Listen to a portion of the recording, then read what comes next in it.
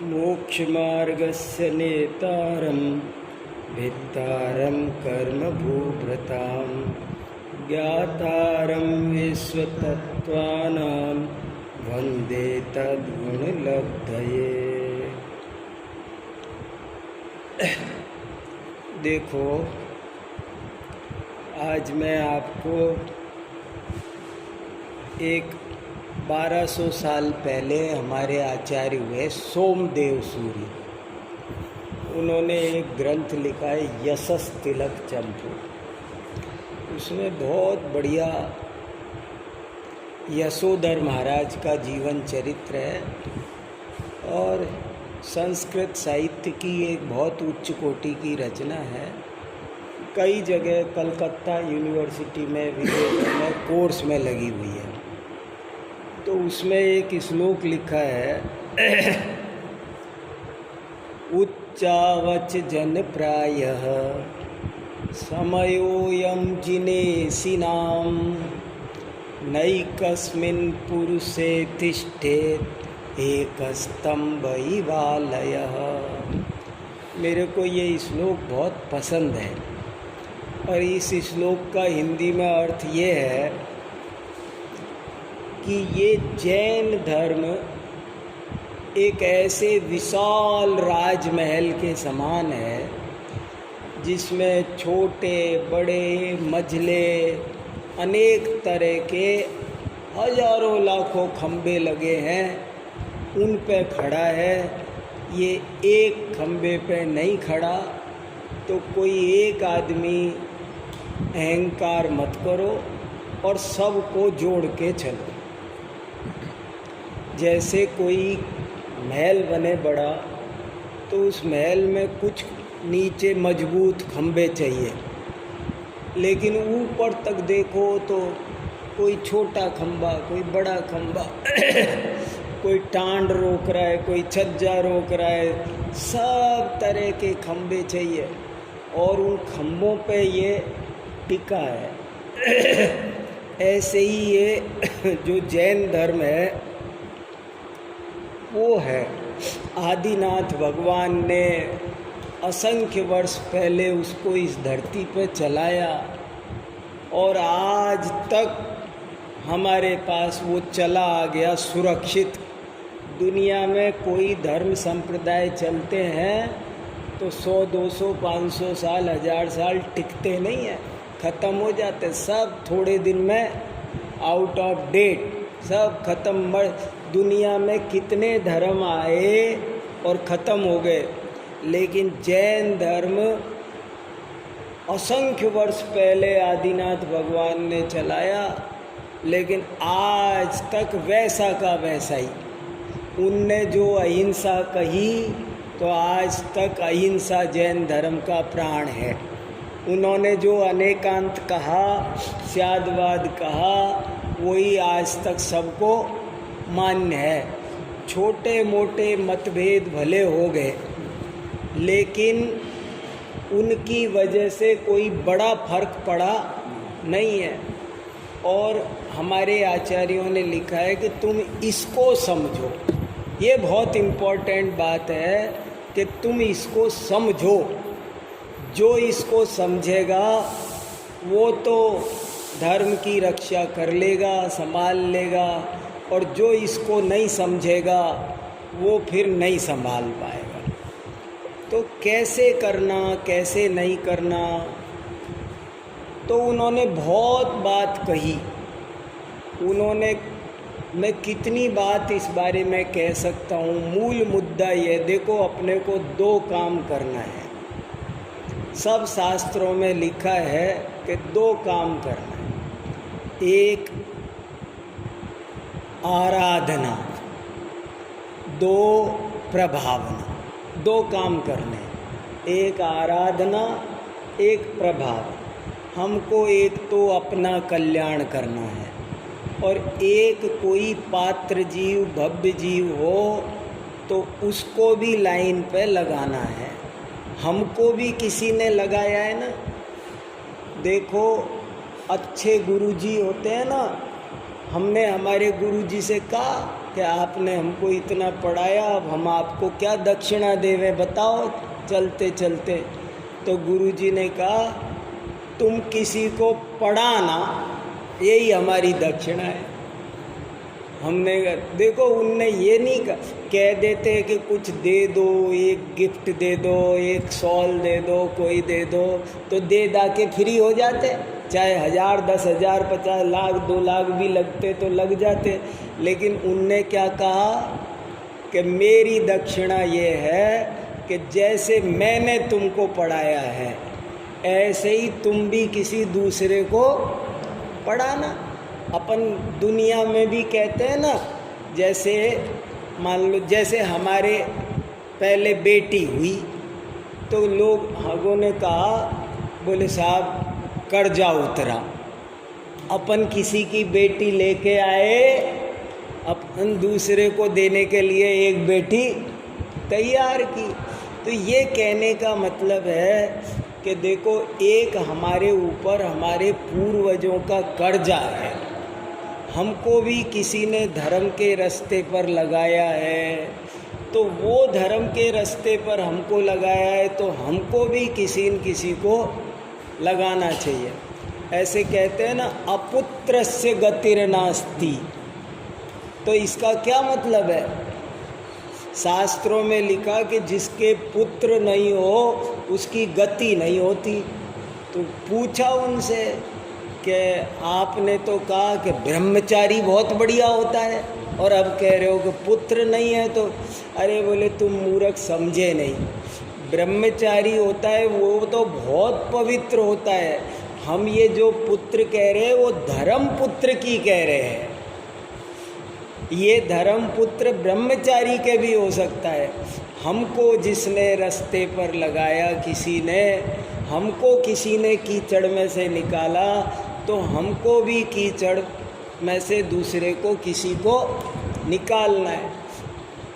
दिवाली पे, अब आजकल तो पता नहीं क्या होता है, पर हम छोटे थे तो हमने खूब देखा है, एक दूसरे के घर दिया देने जाते थे, दिया लेने, सब एक दूसरे के घर दिया देते थे। आजकल तो लोग क्या मिठाई देते, क्या करते, क्या क्या क्या, पर दिया देते थे।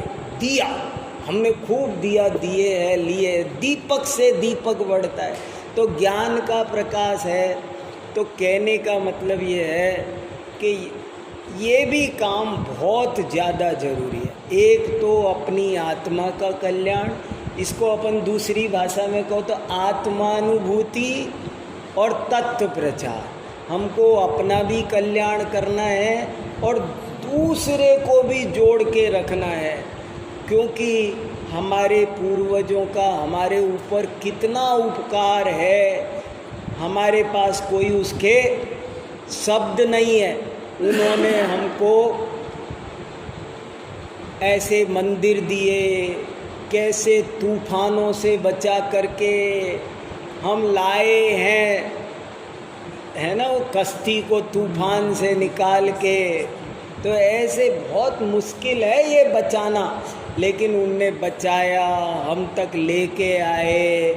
तो उसको हमको केवल सुरक्षित नहीं रखना है, उसको आगे भी ट्रांसफ़र करना है, सुरक्षित भी रखना है और आगे भी तो वो कैसे काम हो, तो उसके लिए हमारे आचार्यों ने बहुत मंत्र शास्त्रों में लिखे हैं। एक मंत्र का नाम है वात्सल्य, साधर्मी वात्सल्य। सम्यक दृष्टि धर्मात्मा का सबसे बड़ा गुण है, पहचान है कि सबके साथ में वात्सल्य रखो। मतभेद हो तो भी मनभेद नहीं होना चाहिए। मतभेद हो, वो है ना, दिल मिले या ना मिले, हाथ तो मिलाते रहिए, बात बने या ना बने, बात तो चलाते रहिए, बात करते रहो, आज नहीं तो कल बनेगी। पर प्रेम से मिलना जुलना बहुत ज़रूरी है। जब तक हम आपस में एक दूसरे से मिलेंगे नहीं, सबके मत, उंगलियां 5 अलग अलग है, घर में अपन सब अलग अलग होते हैं कि नहीं?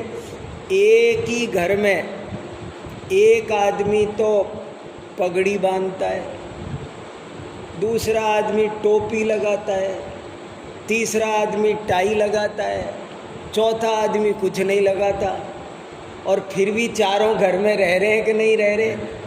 मिल देखो, धर्म की प्रभावना के लिए सामाजिक एकता बहुत ज़्यादा जरूरी है। जिस समाज में एकता नहीं है वो समाज कभी तरक्की नहीं कर सकता। मधुमक्खी छोटा सा जीव है, मधुमक्खी छोटा सा जीव है, लेकिन और उसके पास में कुछ नहीं है, कोई तोप नहीं, तलवार नहीं, कोई कुछ नहीं, कोई ये नहीं कि कोई मरखनी गाय है सींग मार देगी, कोई झंझट है, कुछ भी नहीं है, छोटा सा जीव, लेकिन सब डरते हैं। क्यों डरते हैं? क्या क्वालिटी है कि उसमें एक क्वालिटी है कि उनमें एकता है। आप एक को छेड़ो ना, सब टूट के पड़ेगी तुम्हारे ऊपर। तो एकता होनी चाहिए समाज में बहुत ज़्यादा। एक बार कौरव पांडवों में झगड़ा हो रहा था तो कोई तीसरा बोला कि आप कहो तो मैं निपटा दूं। युधिष्ठिर के पास गया, मैं निपटा दूं दुर्योधन को। तो युधिष्ठिर ने जवाब दिया कि वयम पंच वयम पंच शतानि ते अन्यै सह विवादे तु वयम पंच शतानि ते। ओए मिस्टर बीच के आदमी, वे 100 है ये बात सही है, हम 5 हैं ये बात सही है, लेकिन दूसरा बीच में आएगा तो कान खोल के सुन लेना, हम 105 है, तू तेरी छुट्टी कर, घर जा। तो कुड़ ने बुलाया यहाँ, तू घर जा। तो देखो समाज में सबका महत्व। आपको जो श्लोक सुनाया, बड़े खंबे का भी महत्व है और छोटे खंबे। वो महल में सब तरह के खंबे चाहिए, कोई कहे नहीं बड़े बड़े खंबे चाहिए, नहीं, बड़े भी चाहिए, छोटे भी चाहिए, मंझले भी चाहिए, 1000 तरह के पाइप चाहिए, जब जा कर के महल बनेगा। महल एक तरह के खंभों से बनता नहीं है। तो समाज किससे बनता है? समाज, सोचो, समाज किससे बनता है? वाटिका किससे बनती है? तरह तरह के फूलों से। समाज किससे बनता है? समाज में तरह तरह के लोग होते हैं। कोई चित्रकार है, कोई लकड़ी का काम करता है, कोई खेती करता है, कोई व्यापार करता है, कोई टीचर है, सब है। जब गांव है, सोचो, जिसमें सिर्फ टीचर ही टीचर हो, ऐसा गांव हो सकता है? सिर्फ वैद जी रख दो पूरे गांव में, वैद जी साहब बताओ, तो गांव में बोले वैद जी है, सारे वैद जी, हर आदमी वैद जी है, चलेगा? हर सब चाहिए, तरह तरह की विविधता। भोजन की थाली में नमक भी चाहिए, मिर्ची भी चाहिए, मीठा भी चाहिए, रोटी भी चाहिए, सब्जी भी चाहिए, चावल भी चाहिए, पापड़ भी चाहिए, सब नहीं, सब चीज़ होगी जब नाम थाली है ना, कि एक ही एक चीज़ परोस दी, रोटी बस, और कुछ नहीं है, तो थाली है नहीं है। तो समाज में सबकी रुचि अलग होती है, सबका स्वभाव अलग होता है, लेकिन यदि प्रभावना करनी है तो मिलजुल के चलने की कोशिश करनी पड़ेगी। घर में अपने सबके विचार एक से होते हैं क्या? घर में सबके विचार अलग अलग होते हैं ना, तो समाज में भी सबके विचार अलग होते हैं, लेकिन फिर भी हमको ये सोचना चाहिए ये अपना आदमी है, और अपना समझ करके उसको साथ ले करके वात्सल्य के साथ चलो तो खूब धर्म प्रभावना होती है, बहुत प्रभावना होती है।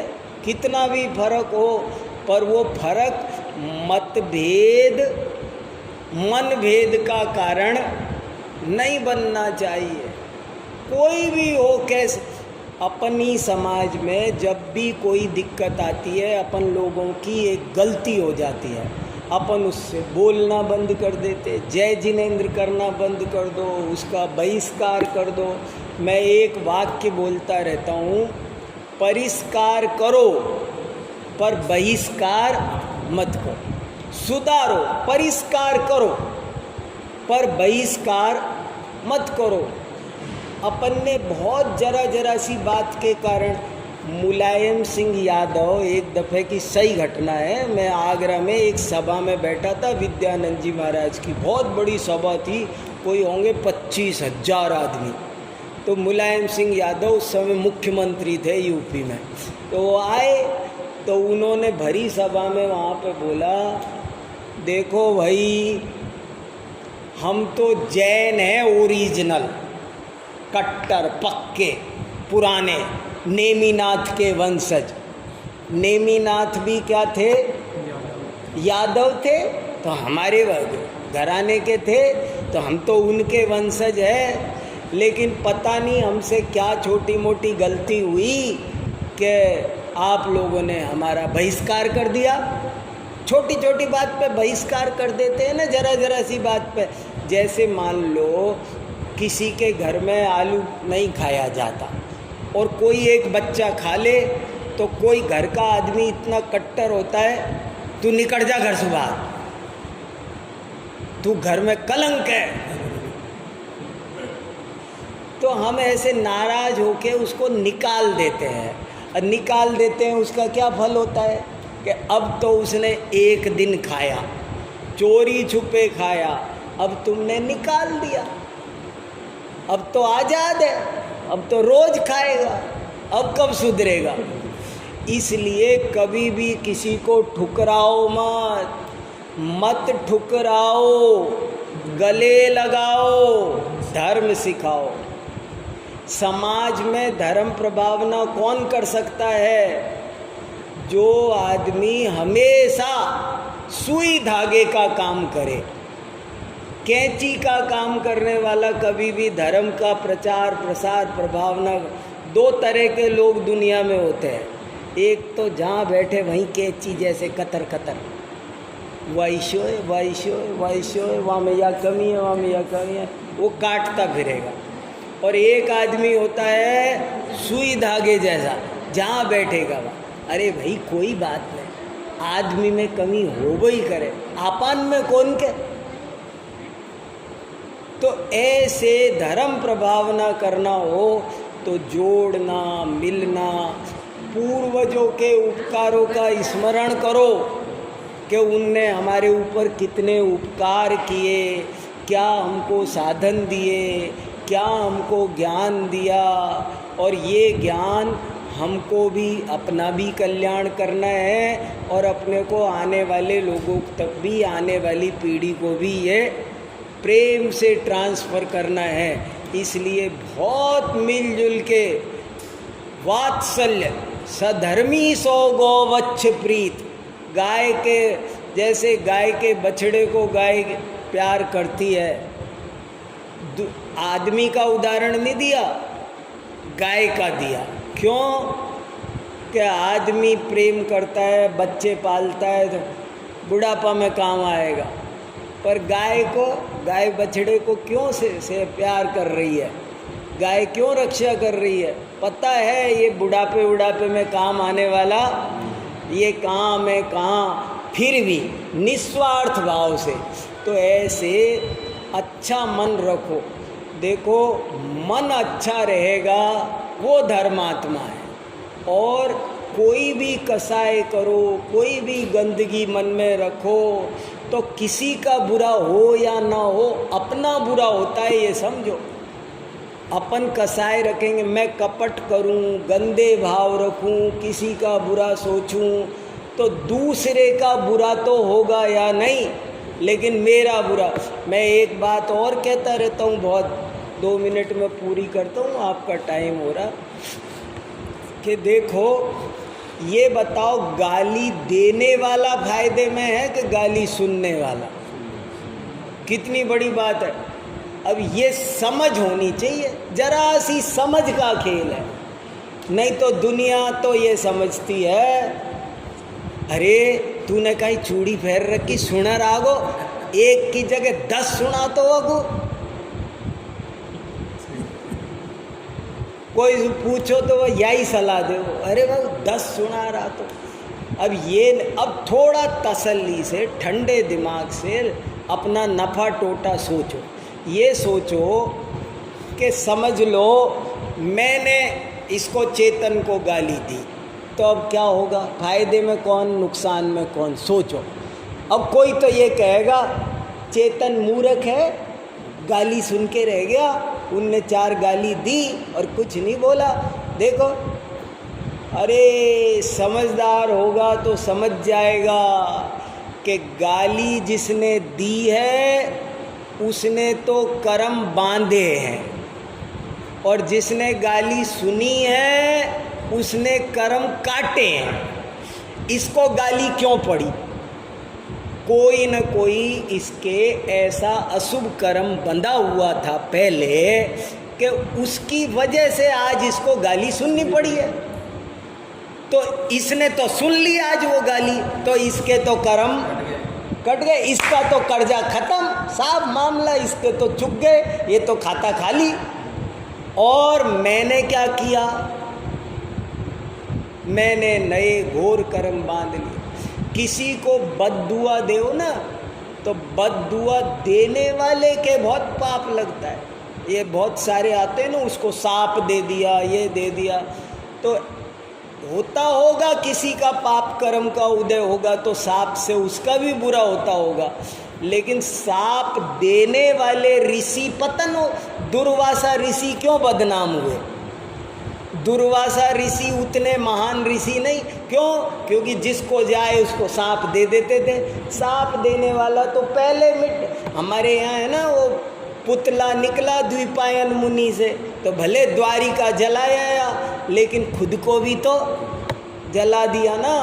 तो जो दूसरे का बुरा सोचता है, मन में भी रखता है, उसका खुद का बहुत बुरा होता है। इसलिए कभी भी 24 घंटे सबका भला सोचो। सर्वे भवन्तु सुखिना, सर्वे सन्तु निरामया, सर्वे भद्राणि पश्यन्तु, माँ कश्चित् दुख भाग भवे। अरे सब मनुष्य, जैन धर्म में तो कितनी ऊंची बात कही है, खामेमि सव्वे जीवा खमन्तु मे। कितनी बड़ी बात है। मेत्ति मे सर्वभूतेषु वैरम मज्जम न केनवी। एक बार किसी ने गांधी जी से कहा, कोई ईसाई था, उसने कहा आप ईसाई धर्म स्वीकार कर लो। तो बोले क्या अच्छाई है बताओ? तो उसने कहा हमारे धर्म की ये अच्छाई है कि हमारा धर्म कहता है कि पड़ोसी से प्यार करो। सब लोग पड़ोसी से जलते हैं, पता नहीं ये जाने क्या बीमारी है, मालूम नहीं, पता नहीं क्या है ये। दूसरे से प्रेम कर लेंगे लेकिन अपने भाई से ये जाने क्या बीमारी है, पता नहीं, थोड़ा सा भी सहन नहीं है, बर्दाश्त नहीं है। दूर के ढोल सुहावने दिखते हैं, वो बढ़िया। कोई है ना, अभी मान लो कोई दूसरा होगा ना, बिल्कुल कोई मुसलमान होगा तो मैं प्रेम से बोल लूँगा, लेकिन जैनी भाई तो अपने भाई से प्रेम नहीं रखते। तो बोले साहब पड़ोसी से प्यार करने को कहता है हमारा धर्म, इसलिए बहुत बढ़िया है। तो उनने अपने गुरुजी से कहा, रायचंद्र से, बोले साहब ऐसे ऐसे ईसाई धर्म में। तो उन्होंने, गांधी जी ने कहा कि अरे इतनी सी बात कि पड़ोसी से प्रेम करो, हमारा धर्म कहता है कि जीव मात्र को पड़ोसी समझो, एक चींटी को भी पड़ोसी समझो। एक चींटी जा रही हो तो उसको ऐसे पीछे से हटाते नहीं है बड़े महाराज, जो ऊंचे महाराज होते वो उसको हटाते नहीं, यूँ कहते इसकी चींटी की जगह सांप जा रहा होता तो मैं हटता कि ये हटाता? तो चींटी को छोटी मान लो यहाँ एक चींटी आ रही है तो यूँ हटा दी, तो तुमने उसको मूर्ख समझा, तुच्छ समझा उसको। सब जीव बराबर कहाँ समझे? सांप आ रहा होता तो ऐसे हटाते पीछे से कि खुद उठ जाते? तो बोले तुम भी कभी किसी जीव, वो जा रही थी, तुमने उसको हटाया, तुमको दोष लगा, उसके रास्ता कितने मुश्किल से बेचारी चढ़ के यहाँ तक आके फिर तुमने झाड़ दिया वहाँ, अब उसको तो परेड हो गई, तुमको नादोती जाके वापस आना पड़ जाए तो इसलिए सब जीव मात्र से प्रेम, कमी किसमें नहीं है, पंचम काल है, इसलिए सब मिलजुल करके रहे तो धर्म की प्रभावना बहुत अच्छी होती है, अपने परिणाम भी अच्छे होते हैं और आत्मा की आराधना भी बहुत अच्छी होती है। अपन सबको आत्मा की आराधना भी करनी है और धर्म की प्रभावना भी करनी है और दोनों कामों में सफल होना है। हम सब सफल हो रहे हैं, इसी भावना के साथ मैं मेरी बात आज की पूरी करता हूँ।